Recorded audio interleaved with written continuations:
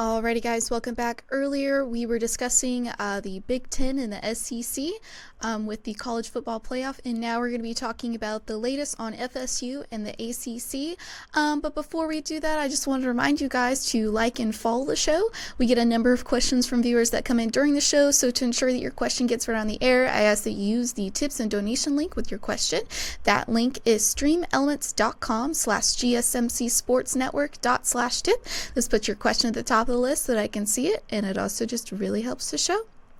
Hey, Thomas, you notice how she spits that out all smooth, No, not choppy or anything. That would never be me. Listen, when you say it, over 20 times, you kind of get the hang of it. Oh, alrighty, guys. This is the biggest divorce court scenario I have ever seen. Honestly. So Florida State and the ACC are going back and forth in court as the school tries to find a way out of the conference. The next small step in the ongoing college football realignment process has come as the ACC has filed a motion to dismiss or stay Florida State's lawsuit against the conference, according to multiple reports. That decision comes about a week after Florida State files its motion to dismiss a lawsuit brought ahead by the ACC in which the conference accuses the school of breaching its contract with the league. People have taken the ACC's admission that Florida State could buy back its television rights from the conference as some kind of relevation. This is not a new possibility. Texas and Oklahoma set a precedent by leaving the Big 12's grant of rights early. Florida State's own filing admits it could potentially write a $570 million check to the conference in order to fully regain its independence. Okay, I'm going to take this first, Thomas. go for it. First off, the way under that 500 million, that doesn't include the exit fee. I think exit fee would be a 130 plus the 500 and some change, mere bag of shells. You're talking 700 million to get out of this contract. And if I am the ACC, that is the only way I am letting Florida State out of this contract. I definitely want to hear what you have to say on this, Thomas. Here's the reason why that is the only exit path you should, if you're at ACC, you can give them. If you give them any other path other than the fact that they're going to have to pay $750 million to get out, if the Florida State walks out of there scot-free or 100 million, 200 million, then you can kiss the ACC goodbye. Because I'm going to tell you this right now. Miami, here's a check. Clemson, here's a check. Virginia, here's a check. Because they'll make so much more. North Carolina, there'll be so much more money when you're looking at the Big Ten, who's going to be making about 100 million per school per year. The SEC, who's going to be making 70 to 80 million a year, and you're sitting there with about 36 million a year. You write that check and then just take it out over the life of the contract. Plus the fact that these guys are going to, the SEC and the Big Ten gets another bite at the apple. So they're going to run the table, take all that money, then go up for a renewal where they're going to be the ones that's going to get the big monster contract before the ACC ever gets another bite at the apple, kind of what the Big 12 did to Pac-12. And you're sitting there maybe without a partner to dance with. In order to save the conference, if you're looking to save the conference but try to get an exit ramp, you have to make it a minimum of $500 million for Florida State. You want Florida State gone.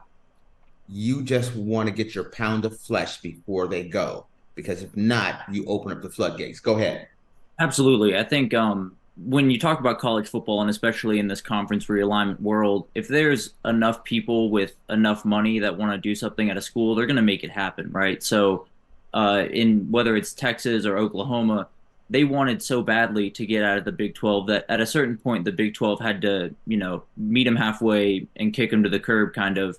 and just move on with their conference. And I think the worry for the ACC is when you were the Big 12 2 years ago or even a year ago, you had other conferences to go to where you didn't necessarily have to backfill with tons of smaller teams. So if you're the Mhm. ACC and say Florida State can get it down to 100 million or 200 million or whatever the number is, um, you don't have the option necessarily to fill with teams like Colorado, Arizona, Arizona State, or Utah. You would be forced to fill with teams like Troy or teams like USF. Or Mhm. so ACC right now, as far as I can tell, is kind of in survival mode. Whether that's with Florida State or without them, I think is entirely up to the ACC. But I think if you let Florida State leave for, half or three-quarters of $1 billion, which would just be insane for the conference, even if a couple of teams follow, not everyone's going to be able to foot that bill, obviously. There are a couple. Exactly. That's what I was saying. That's why I was saying you have to make that because there's going to be a bunch of schools that don't have deep pockets to be able to leave, and you keep them locked in. And then at that point, you're able to bring in maybe Washington State, Oregon State, the team with Cal and Stanford. Go ahead. Mhm. I guess the question is, I wonder if in the ACC offices they're trying to figure out what the number is, I guess, because I think at a certain point they're probably going to find some type of middle ground, but you don't want to give up too much ground because the second you do that, you're opening the door for all these other teams. So I wonder if there's some calculations going on to how many teams can afford, X amount of dollars, whether that's half a billion or whatever, to keep them in the conference. Because if you lose Florida State, it's obviously not ideal, right? They're probably the biggest brand in the conference. They obviously have the most success right now, coming off a year where a lot of people thought they should have been in the playoff, and that's kind of where all of this started. But I think for Florida State, if they're in the ACC going forward, I'd love it. I think the conference would love it. But at the end of the day, if they want out, they're going to find a way out, right? But you need to limit the damage or stop the bleeding, as it were. So if you're the ACC, it's all about getting as much as you can, perturbing as many schools as you can to stay in your conference, to stay viable, because as the Pac-12 showed us, it can happen overnight where you have this great conference that should be blooming into what was their best year a year ago for the Pac-12, and it all happened with the backdrop of none of these teams are going to be here a year from now, and you don't want the same thing to happen to the ACC, obviously. Here's something you stated an assumption that Florida State is going to go to the SEC, and I don't believe that. I see Florida State make an attempt at the Big Ten. Hmm. When you look at the research dollars that goes into the Big Ten prints money. And being a part of the Big Ten, where I think I forget what it's called now. When you're certain, you have to be a certain level in the academic realm. Florida State fits that mold. Then you look at the fact that to buy your rights back, you're talking about $36 million a year. Makes it a lot easier when if you get a full vote, a full chunk of the pie with the Big Ten, you're looking at about 100 million a year. You lose 36 of that, but you're keeping about 60. Yeah. Makes that writing that check a little smoother. And Yeah. as opposed to in the SEC, making around, I think 60 million is their payout for next year. But over the next couple of years, it's close. I think if I remember correctly, it's closer to 70 to 80 Okay. over the next few years. I think Definitely in the Big Ten, it definitely makes footing that bill a lot easier on the pocketbooks, no doubt about that. So I think, I guess the question is, which conference really wants them, right? The Big Ten is up to 18 teams after adding four. The SEC is still at 16. And I guess the question is, are they going to try to meet each other halfway? Or are they going to try to have the same number of schools? Or is the Big Ten going to get greedy and try to gobble up as many schools as they possibly can? Because as we talked about earlier, this is kind of just an arms race at this point. So I wonder, I wonder how much of a say Florida State will have which one of those conferences they go to, or they'll just take what's put in front of them because they at least think it's better than what they have now. Here's the thing that I'm curious on. If this breaks, one of the things, there is no doubt the SEC as a whole would like Florida State. There's only one problem, Florida. Florida does not want Florida State in there. And matter of fact, the way I understand it, Florida State does not want Miami in there either. They like being the only Florida team. And the Big Ten, I personally would love to see the Big Ten go this route. Bring in Florida, Florida State, and then bring in Duke, North Carolina. I think though that would be a great fit for the Big Ten, where uh, Clemson, the only place Clemson can go is the SEC. They fit Clemson, Georgia Tech, into the SEC. I think is a perfect fit. Adding Atlanta to the SEC is just a tailor fit. That's why I picked Georgia Tech. And I think one of the things missing from the SEC, one of the very few things missing from the SEC is that kind of central location to kind of build around, right? I mean, the Big Ten has Chicago kind of smack dab in the middle of their territory, which helps them a ton. And I think having Atlanta as opposed to Nashville, which is obviously a huge city, but Atlanta is obviously massive media market, tons of different things going on there, including Turner Sports. So I think there is this need for the SEC to have a central location, and also it's a school you used to have in Georgia Tech, and you get a rivalry in your conference with Georgia and Georgia Tech. So I think that one makes a ton of sense. I think the question or the comment you made about Florida not wanting Florida State in, definitely I wouldn't want him either if I was a Gator fan. I don't know about that, but I will say I don't think Texas A&M wanted Texas or Missouri wanted Oklahoma at all. Exactly. So the question is, how much say do they have in that conversation? If all other 15 teams are on board, they might just fall in line and keep it moving. Okay, let's shift this to Faith. Faith is the only person on this show. She actually attends the University of Georgia. I used to. Oh, okay. So we got two alumni. Yeah. Okay, University of Georgia. Hang up on me like this, but Go ahead. What are you gonna say? Go ahead, Faith. Go ahead, Faith. I was just gonna say, yeah, Tommy is also a UGA fan, so he's not. Sorry about I'm not that, the only Tommy. one who goes to the games. no worries. I didn't make no disrespect over here. I'm a UGA in Texas, so I have a lot of enemies in this college football world. There's no doubt about that.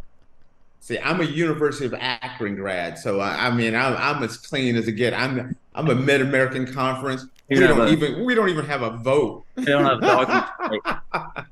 What he's not telling you is he's a Michigan fan, though. So huge Michigan fan and Miami. I think it really just all comes down to money. I mean, that's what all of this is about anyway, is money. So it's going to depend on which conference is going to pay Florida State the most money and which conference is going to make the most money out of Florida State. So it's just money. That's all that this is about. I mean, of course, so here's the true who's going to make the story. most money. That's what's going to determine what happens with FSU, This, like we were saying, it started with, you said, the SEC going after Oklahoma, Texas. Then I reminded you about Ohio State going after Nebraska. I mean, not Ohio State, the Big Ten going after Nebraska. It all comes down to the true puppet master is the television networks. They're the one that's controlling all of this. Secretly, they're the ones that are causing all this problems. And so it comes down to, for a person who's been in the industry for a long time, where can they get more revenue? Where can they get the more television dollars, more eyes? And so that's kind of where the true issue comes from. And it's one of the bigger problems with the sport overall, right? The people making the decisions that affect fans like me and you and all of us are people we can't see and people we don't know the names of and people we probably will never know the names of. So I think there is this there's been this big push obviously around college football to have a commissioner that can kind of handle all this craziness between the TV deals and realignment and the playoff and all of this stuff, and kind of at least be a front facing person that kind of gives us some type of idea of what's going on behind the curtain. Because right now there is this kind of like with these TV deals kind of running it and these TV companies running the game. I think there is this kind of frustration from college football fans that we have no one to kind of talk to, no one to voice our concerns to, because where would they possibly go at this point, I guess. Sorry about throwing you a curveball. Faith and I are used to just sending each other messages and I like things it. as I we're like it. going. And then I send a message and you kind of look over there and kind of pause a little bit. You're not quite used to us as of yet. We run an interesting ship around here. No, I like Last it.